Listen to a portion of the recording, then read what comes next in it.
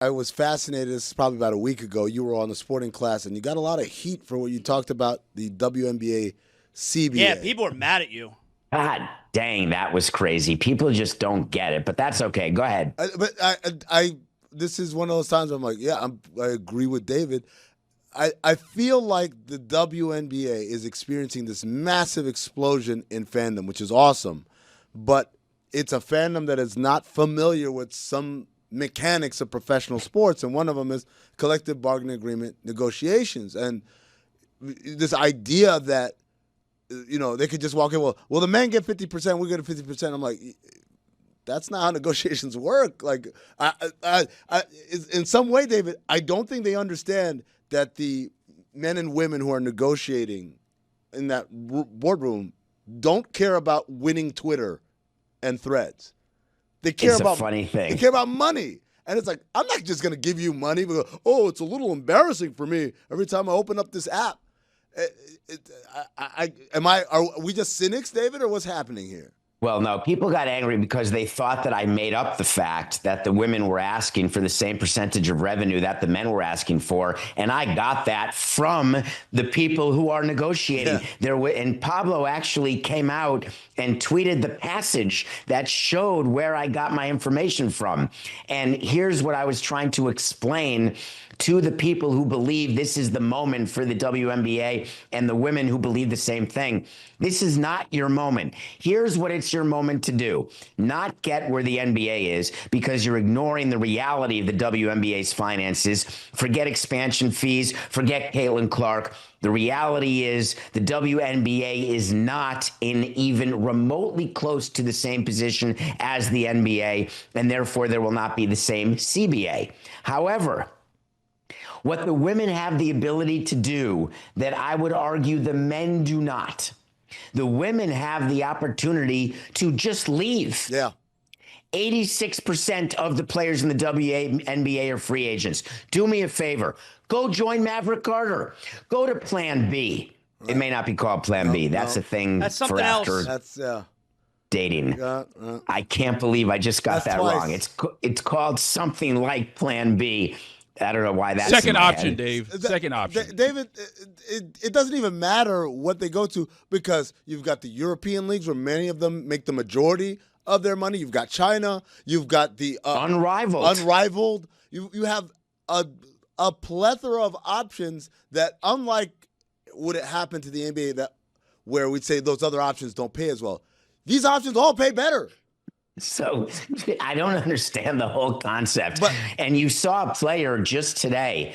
And now, of course, please help me. I forgot the name of the player and I forgot the name of the league, but it is Maverick Carter's women's league that he's starting, where she's a former MVP and she announced that she's going to go play for this league. What the WNBA needs to decide right now is, and both the players and management is, are we an entity that has the ability to continue to grow and continue on a path which they've never been on? They've never proven that they can be successful either on the court or off the court. Is this the time where the WNBA says that we can be a going concern, number one, and number two, we can be the best in the world? Because that's what Major League Baseball is. That's what the NFL is. That's what the NBA is. That's what the NHL is. WNBA is not that. And in order to do that, it's more than just paying the players more. It is the question of, is the concept of women's professional basketball, is that the possibility of only having a monopoly of one major league which pays the most? And what's proven over the last 2.5 decades? No. The player's Nneka Ogwumike. She is the sister of Chiney Ogwumike, who's on ESPN a lot. And Nneka is signed with the league is called Project B. Project B. So I was thinking Project X, which is another movie that Zaz hasn't seen. You've never seen Project X? I've seen that. It's with Michael Jordan. No. That's not the one with Michael B. Jordan? Project Matthew Broderick? No. I thought it was Matthew Broderick, but I could be wrong. Oh, no, that's the thing where Buddy has a house party. Yeah. And then his family leaves. That's what I'm thinking. What's that movie called? Jordan's in that? Yeah, what's that movie called? Project X. Project X. He's not in that movie. Miles Teller is. Miles Teller is in that movie, yeah. And Michael B. Jordan. My man Dax Flame is in that movie. Shout out to Roy. What am Bad I Friends thinking podcast. of? Am I having a moment here? You're thinking of the Matthew Broderick movie that involves a War Games? chimpanzee? No. No, there's a Not Project War X. Games. There's a Project X movie with Matthew Broderick. Yes. Thank you. And Okay, I Helen feel way better right now. Speaking of movies, Zaz, you know about that No Time to Die? James Bond has left active service.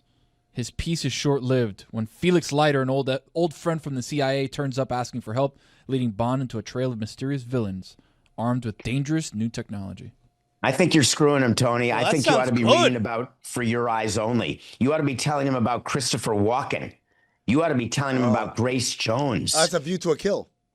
Yeah. Great song, View too. to, yeah. Oh yeah, Duran Duran. Duran, baby. What do you know about Duran Duran? I know about Duran Duran. You do? Yeah. Can you name 2 members of the Duran Duran band? Yeah. Duran and Duran. Roberto Duran and Jalen Duran. But Tony, tell Roy just in case. Just in case what? In case he doesn't know. Duran and Duran. Keep it Juju, moving. put it on the poll. Can you name 2 members from Duran Duran? Wait, can you name 1 member of Duran Duran?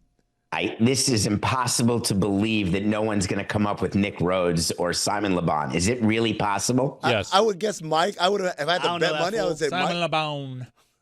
Where's Duran? Where's Jalen Duran? There is no Duran in Duran Duran. What? Then who's Duran? It's Simon just Le Bon. Duran Duran. False advertising. Yeah, Great way to sue. make people believe that you knew all along is just say a name in the tone of Paul Rudd.